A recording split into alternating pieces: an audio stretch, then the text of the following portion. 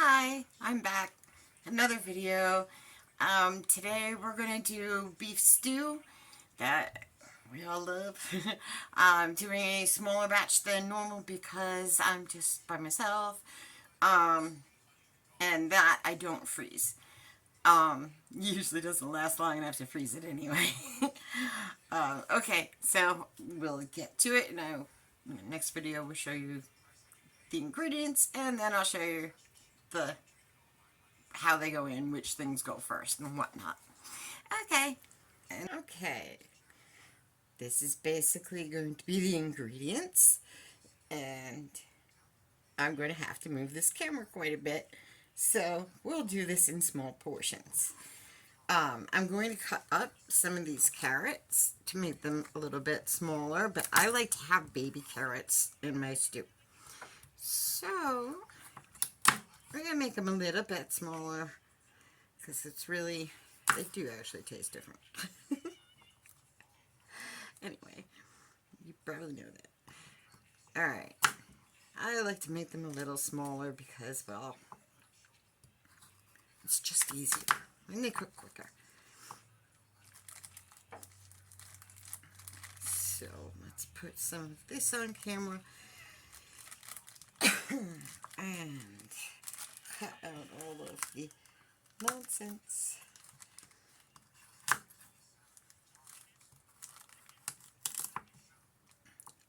Oop. Not quite done doing that, but okay. There, I'm going to be cutting up some carrots to put in. Not going to be the entire bag, because I'm making a smaller stew than I usually do because I'm by myself. So I'm only going to use half of these, and then I'm going to make the other half. I'm going to make glazed carrots because I like them as a snack sometimes. So I'm going to be doing that. It's 4 cups of water, so I'm putting 4 of the packets of the beef bouillon. I have frozen onions and chopped onions that I'm putting in. That is celery chopped. And the stew beef, which I'm going to cut slightly smaller as well because I don't like the big huge chunks.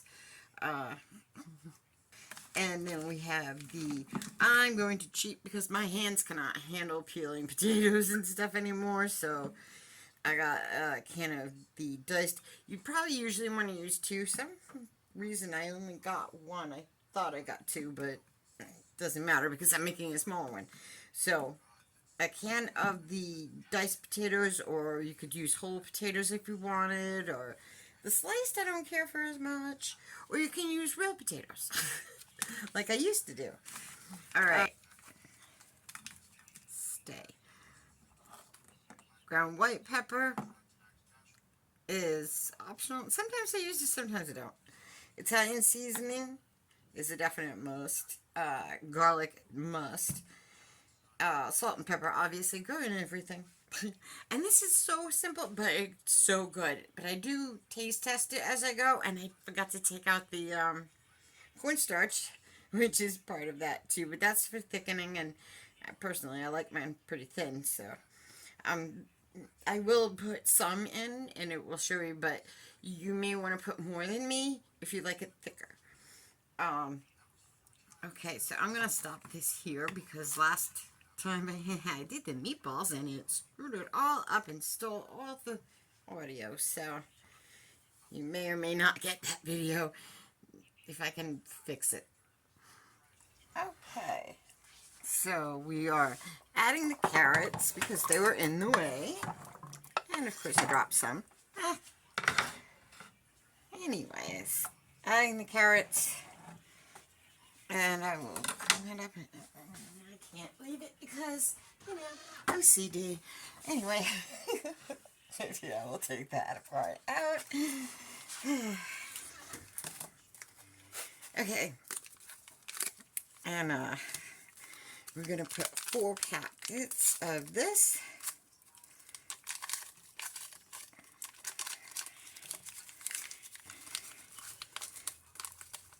Oh, come on. Oh, also turn the burner on to high, like I forgot to do. Because you want, oops.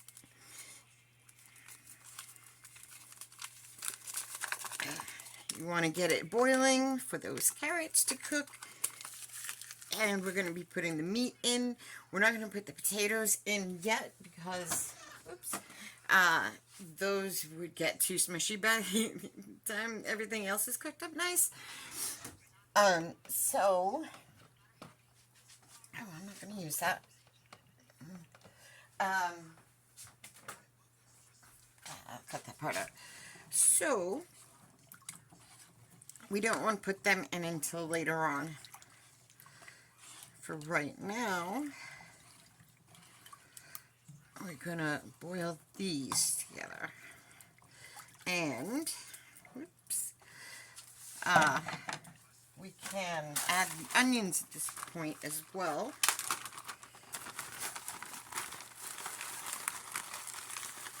And can't really say exactly how much that is.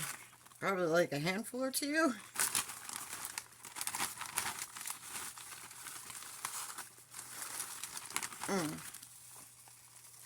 The onion is very important in this particular one. I have noticed that when I need the correct flavor for it, adding onion tends to be the thing that will help it. So, I like to put a lot of onion in it. I may put the entire bag, but we'll see.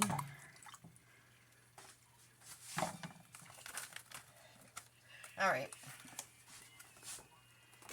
And the diced up celery, I'm going to put the entire thing in there. That's a couple handfuls. They were frozen, so that's why they came out like that. Because you don't use that much celery, so I just diced it up. Did it like I do the onions. So that they're frozen. I'm really thinking I would maybe put the rest. I don't know. We'll see how it tastes. I mean, hold on to it. And also, we're going to give it a stir. This is going to end up with a bunch of edits, but alright.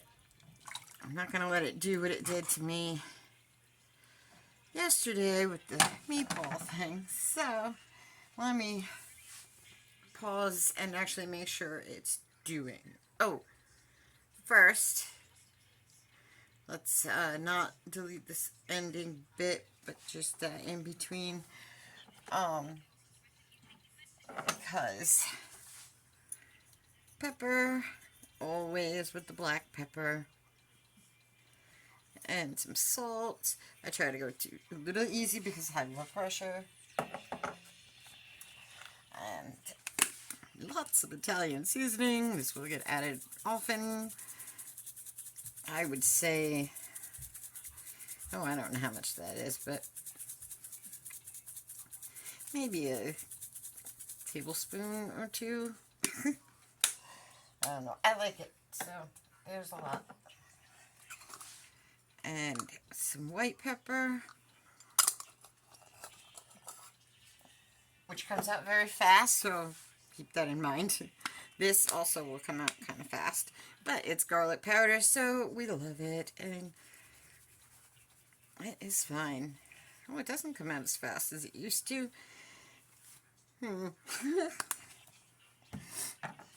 Okay, and then we give it a nice stir.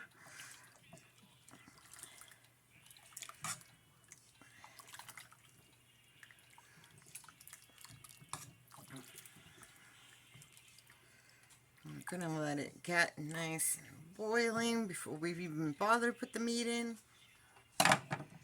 because the meat will cook quickly, really, comparatively. Like, those carrots are gonna take forever. So I'm gonna let this stuff get a head start, and well, that gives me a chance to cut up some of the beef. Okay, and now I need to stop for a moment. Well, it seems to be steaming so much I'm not sure you can actually see very much. Plus it's dark stuff. Here we go. We've been boiling for a little bit here. And so now I have gotten the beef prepared. So that, alright, let's try this again. we're going to go from that side and hope it doesn't fall, but at least it won't fall in there. Okay, the beef is all set to go into the water because the water's been boiling for a while. I don't know exactly how long, but I didn't even test the carrots yet. Don't need to really, just while I was cutting this up, it was boiling. Probably took me like 5 minutes. Okay, add in the beef, and we're gonna let that boil and cook for a moment before we get to the cornstarch that we'll put in. I'm going to do that before I put in the potatoes because I don't want to smush up the potatoes. I want them to be actual diced potatoes. So, and they will get cooked down too much if you put them in too soon. Because everything else is like fresh ingredients mostly, and so, but yeah, actually all the rest is, except for I use the can for the potatoes. Because those are the most difficult for my hands, and sometimes I still try, but you know. Anyway, all right. So we're gonna let that boil. It's looking pretty good actually already. So I'm gonna get the cornstarch thing ready to go in, and I'm gonna stop this for a moment. Oh, I forgot to grab the button. Okay, I like to use, can't see from there, I like to use a little cup like this to mix it into first. Oh yeah, that's not going to fit in that, so I need to stir it anyway. So, I'm going to put heaping spoonfuls. Oops. I tried not to make a mess, but I made a mess anyway. A couple of, well, maybe that's a little bit too much.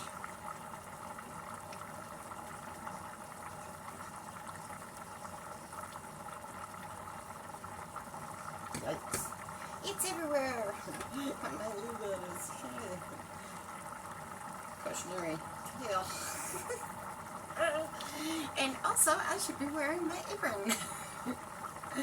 But I'm not, because, oh my god. Alright. Now, what you want to do is you want to put a little cold water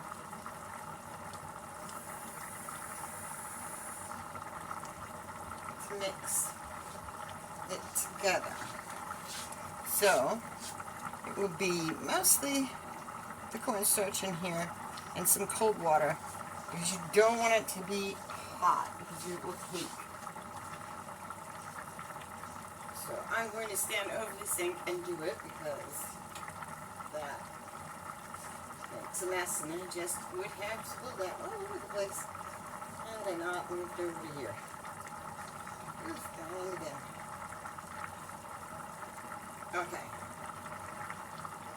Mix it in good until it looks completely thin, and then we're going to switch what's in this one, and we're going to stir as we're putting it in while the water is boiling. And then we're going to very, very quickly, don't do that when it's not the other pan. Not that I could feel the heat. I don't know, maybe they don't get hot. Alright, but anyways, before I use the thing on here. Okay, while it's boiling, we're going to turn this down to 2. Okay, this is looking pretty thick. And I have turned it down to 2 already, because I don't like it too thick. And, oopsies, get away from me. The other thing I wanted to check, and I have a spoon, no fork, so I can't really check it the way I normally do. So we're going to just gently do it with the knife and test the, ooh, over here. Okay, maybe I can't do it with that. Alright, we're testing for the softness in the carrots at the moment. Usually I would do that with a fork. If it goes through easily, they're done. Oh, that not even knifed it. So, no, they're not done. So that's got a while to go where it's going to sit here with being on two. But because it's an electric stove, it's still hot. So I'm going to still be stirring for now. And yeah, I'm going to let it continue cooking through the carrots and the meat. And it will also thicken, so keep that in mind. It's going to thicken while it's there. Now, I'm going to put the lid on while it's on two, and I'm going to let it simmer like that for, oh, I don't know, probably 10-15 minutes. Echo, set timer for 10 minutes. And then I'm going to check on it. 10 minutes. I will Starting be back. Now. Where's the button? Here's the button. Oh, it didn't stop it though. Okay, now it hasn't even been 10 minutes. I tested, and actually the carrots were already getting cooked through pretty good, soft. So now, because it's so close, I'm going to put the drained can of mashed potatoes in. If you put real potatoes, you put them in at the same time as you put your carrots. I love the baby carrots. The baby carrots are my favorite. I learned to deal with the canned potato thing because my hands just can't do it. So now we mix in those, and we're going to let that cook for a little longer. I'm going to check on it when Echo over there tells me that my timer is up for before when I set it. And that may be about the right time. Oh, but I am going to, I think, turn that up. It's on 2 right now because I had to cool it down quick. Because it was going to be too thick for me. So now I'm going to put it on 4 while the potatoes are in there. Because they need to cook. You know, heat through at least. They need a moment. They need to blend in. I just don't want them to cook away. But we do want them to blend. So they are going to stay for a little bit. Oh, I forgot all about the rest of these onions. And as good as that is, I bet you could handle some more onion. Like I said, the onion part is good. Onions are awesome. Okay. It tastes very, very good. Taste tested. Hopefully edited that out. But it seems perfect. So there's the flavor. When that says 10 minutes are up, I'm going to check on it for the potatoes. But there is one other thing I am making. And I was going to, it's just the crescent rolls. But they're way over here. I would have to move everything, and you don't care. They're just crescent rolls. Ooh, or I can put the pan right here. And $3.75 for like, I don't know.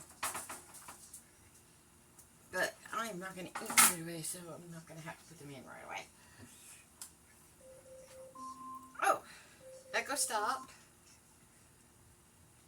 Okay, according to that, that would have been done with the carrots, which pretty much is. It just needs a little longer to sit and simmer together. Yes, I'm blind. I'm so far away from the camera, I don't think any of that will be going anyway. Found you, found you, found you. Anybody who watches the stream will probably, I don't know why I use that all the time. It comes from a story. Oh, there we go. Now you broke right. And get this out. And get this in there. trash can. Okay, now separate these. Oh, this is looking like a sticky batch. Maybe it was sitting out there for a little too long, waiting for me to do this. Why are you still attached like this? Let go. Oh, well, fine, don't then. Yeah. Like that. Oh, and not everybody can do that. I normally couldn't do it the way I normally would have. Just roll her up. But sometimes you just learn to do stuff because it's quicker. And sometimes it's not quicker if it doesn't want to do what it's supposed to do. Ooh, like you twisted. Whoops. Stop twisting. Whatever, you're good enough anyways. They don't have to be perfectly shaped. Because this is like a sticky batch and it's not going to work out nice. Doing it the way I was doing it, so we're going to roll them up. Yep, they were too sticky to try doing it that way. If they like that, the smart thing to do would have been to use flour, but I was being lazy and I didn't wanna. I thought of it, and then I dismissed the idea because it's just one little thing of those, and I didn't want to play with flour.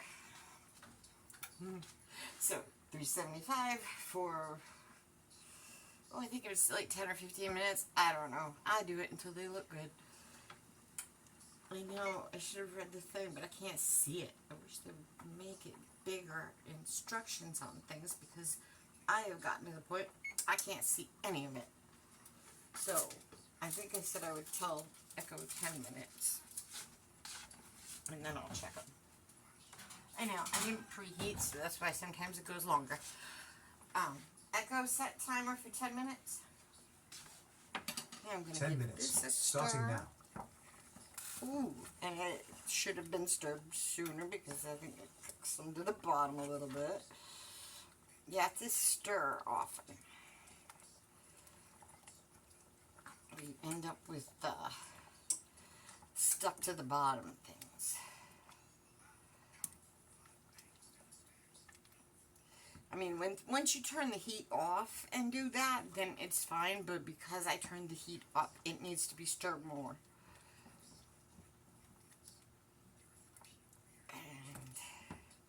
It is looking so good. And I'm thinking that it may not need to cook anymore. I'll try a tato and see how the potatoes are doing.